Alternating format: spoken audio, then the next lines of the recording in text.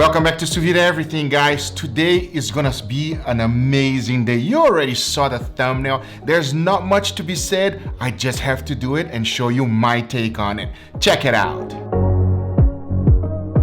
And we're gonna start with this right here. It is bone marrow, also known as the butter of the gods. Not only is it easy to make, but it is also extremely affordable. So let me show you how I make this amazing treat.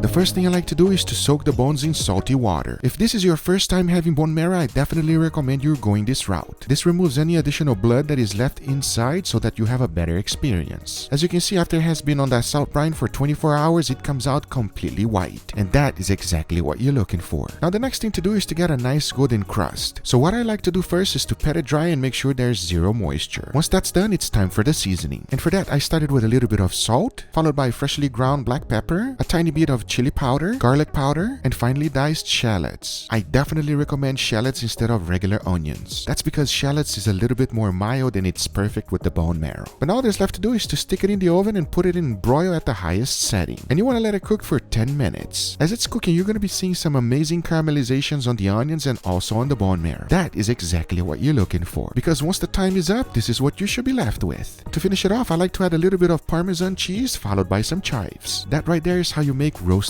bone marrow. And as you just saw it, it is easy to make. But at the same time, you will leave an impression to whomever you're serving this. It's no wonder why it's called the butter of the gods. Now, one thing that I find perfect to pair up with the bone marrow is naan bread. And to be a little bit more specific, I'm talking about garlic naan bread. It is also easy to make and so much more superior than the ones that you can buy from the grocery store. And here's my take on it. Remember, exact amount and ingredients always in the description down below for you. The first thing I like to do is to activate my yeast. And for that, I just throw a little bit of sugar, stir it until it's completely dissolved, and throw in my yeast. Let it hang out so that it can be activated, which is perfect because it allowed me to put my dry mix together. And for that, I threw in a little bit of flour followed by salt. Mix it together and it's ready. And by that time, you can see that my yeast is completely activated. So into the bowl, I threw in melted butter followed by the yeast mix and of course a little bit of yogurt. Mix it well until everything is completely combined. You can start everything off in a bowl, but eventually the dough will become a ball just like this. You want to work this dough for about 5 to 10 minutes. Once it feels nice and smooth, you want to get another bowl, throw in a little bit of olive oil, make sure the dough is completely coated, seal it with clinch plastic, and let the dough rest so that it can double its size. Usually this takes anywhere between 1 hour to 2 hours. But as you can see, once the time was on, this is what I was left with. That right there definitely doubled in size, or maybe more. The next thing to do is to divide it in individual pieces. If you like your naan bread nice and soft, I recommend making individual balls just like this. That's because we're gonna let it rest one more time. This will give a nice fluffiness to the naan bread, which in my opinion makes it taste much better. So for the second rise, I did the same exact thing. Added a little bit of olive oil so that it will not dry out, covered it in clinch plastic, then I let it rest for an additional hour. Once the time was up, this is what I got. Nice fluffy naan bread ready to be pan fried. Talking about that, to make that happen is super simple. You want to grab a rolling pin and flatten it all out like this, throw it in a cast iron skillet which should be under medium-high heat, and let it cook until it's nice golden brown color just like this. To finish it off while it's still hot, melt a little bit of butter on top of it. If you enjoy garlic, spread a good amount of garlic paste right on top.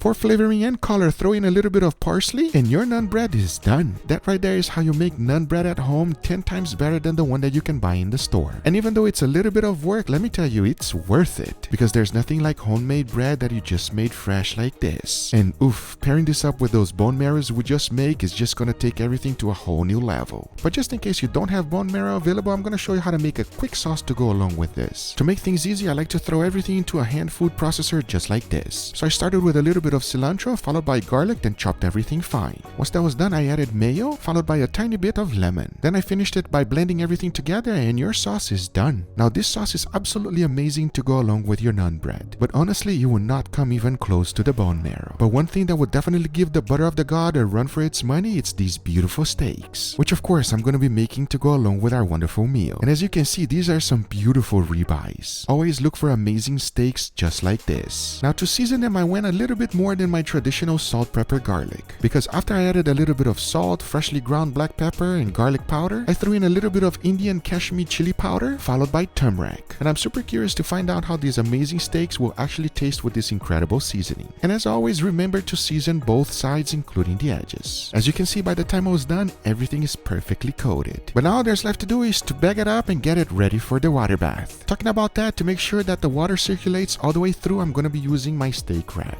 If you ever had problem or floating steaks, man, this does the trick for you. But now that I have everything ready, I'm cooking these beautiful steaks at 135 degrees Fahrenheit for 2.5 hours. And I can't wait to find out how they're gonna taste. I got my beautiful steaks cooked at 135 degrees Fahrenheit for 2.5 hours. But we are starving, it is lunchtime, and it's time to take it out. Let's do it.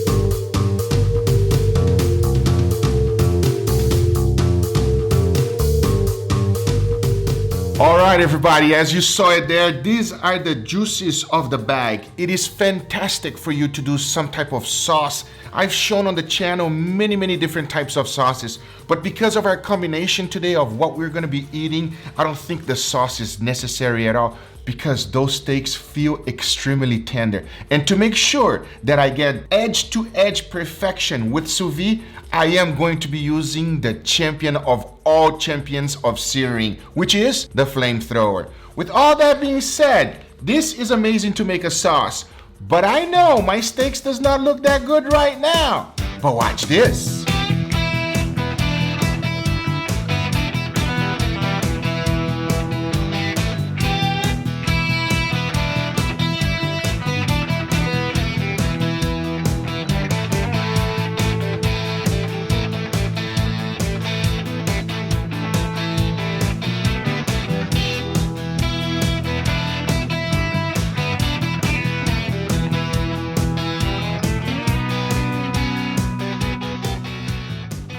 All right, everybody, here we have our beautiful feast today. What do you think, Mama? Can't wait to dig in! So we got some beautiful steaks. I did season them quite different today because, you know, normally we just put salt, pepper, garlic powder, you know what I mean? Which is the way I recommend you make your steak. You agree?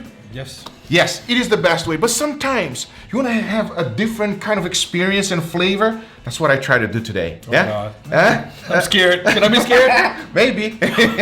Enough talking. Which one you want to go first, Mama? I don't know where to start. Let's go with the appetizer. All right. Appetizer. Grab your bread and try one. What do you think? My kids absolutely go nuts for this bread. Now, the problem is you guys saw, I made 8 of them, Mama, and we only have 3 left. That's the problem. That's the problem.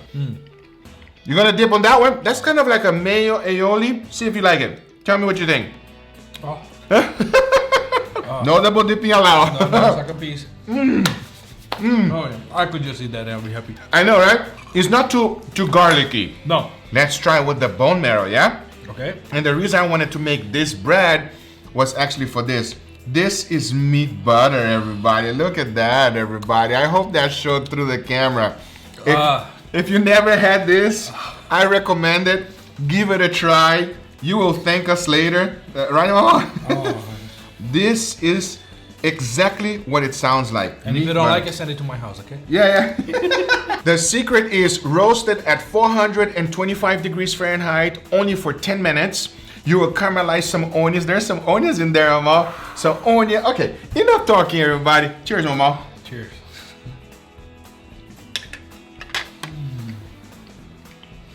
It's like you're eating steak bread, right? Oh. I cannot even decide between having the alioli or having the bone marrow.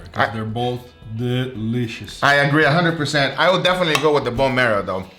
The bone marrow. But the alioli have such a nice complement to it. We're eating all of this and we haven't even tried the steak yet, Mama. I'm gonna go for the steak. All right. Cheers, Mama Z. Cheers.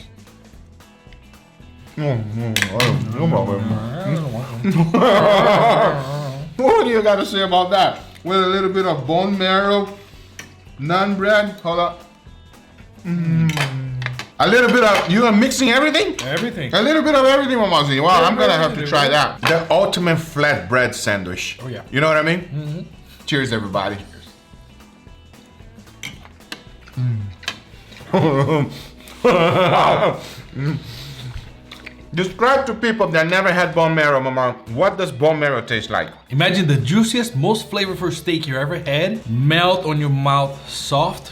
Now get just the flavor and add butter to it.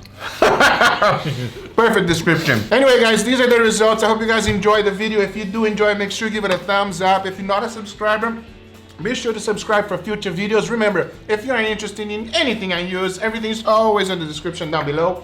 Thank you so much for watching, and we'll see you guys on the next one. Take care, everybody. Bye-bye.